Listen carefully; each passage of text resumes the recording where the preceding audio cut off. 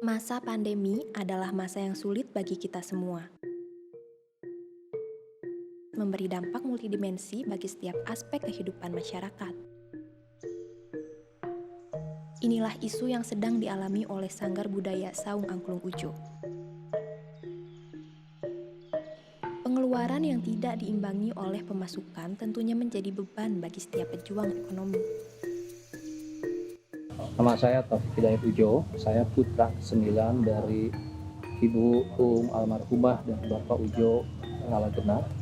Seluruhnya ada 10, saya nomor 9 dan saya dari tahun 95 diwariskan oleh Bapak dan keluarga untuk memimpin Saung Angklung ini. Awal sebelum pandemi, kalau karyawan kurang lebih 600-an, tetapi yang terlibat di sini secara langsung kurang lebih 1.000 orang. Ya, termasuk pengrajin, para pemain angklung, kemudian juga orang kantor, petugas kebersihan. Itu keluarga ada, tidak terlalu banyak, tapi kemudian yang banyaknya adalah warga sekitar. 80% adalah warga sekitar. Ya, awalnya kan kita berhenti secara total itu dari Maret, tepatnya tanggal 16. Di sana kita tidak beroperasi karena regulasi yang memang mengatur kita untuk tidak beroperasi. Namun saya kira awalnya hanya 14 hari sesuai dengan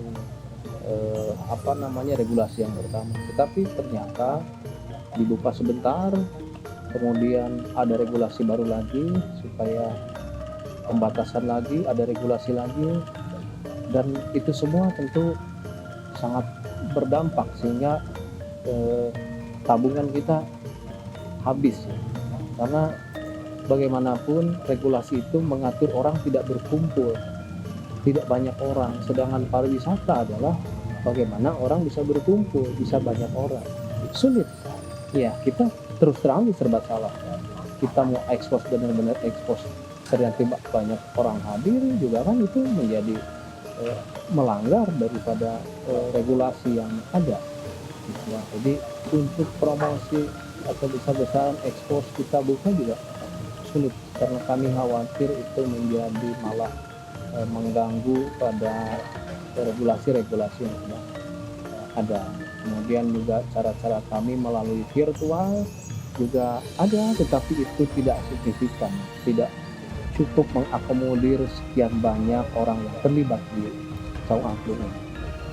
Ya, tentu saja mereka banyak yang menyadari, karena untuk masuk ke Saung pun mengerjakan apa? Pertunjukan tidak ada, ya terpaksa. Tapi ada yang juga sebagian tetap datang dan melatih, ada sebagian juga tetap jaga untuk bersih-bersih kantor, ada sebagian juga jaga untuk melayani tamu yang barangkali ada datang dan menanyakan informasi. Jadi semuanya memahami kondisi begini, sehingga yang datang ini yang memang diperlukan dan ada pekerjaan di tempat ini.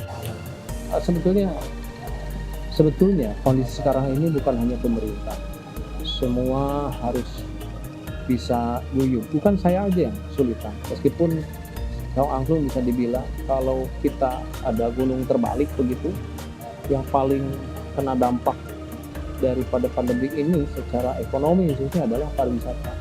Dari para pariwisata yang paling berdampak lagi adalah Saung Angklung, objek wisata seni budaya yang di situ banyak anak-anak, orang-orang berkumpul, berinteraksi dengan tamu. Itu yang paling terdampak. Nah, jadi bagaimana?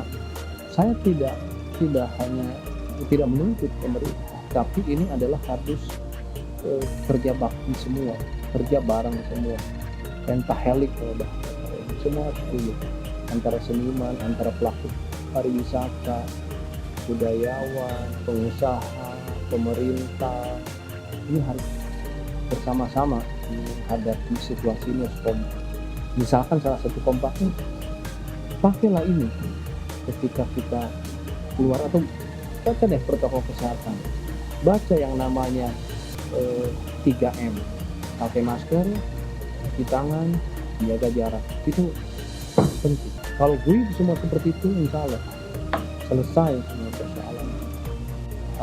tetap semangat dan optimis, dan saya yakin apabila kita semua guyup, kita semua paham atas apa yang terjadi, lalu kita bisa bagaimana mencegah pandemi ini beredar luas. Saya kira kita akan keluar dari kesulitan ini bersama ini, karena sulitnya itu bukan hanya untuk saya, untuk seluruh manusia di muka bumi ini.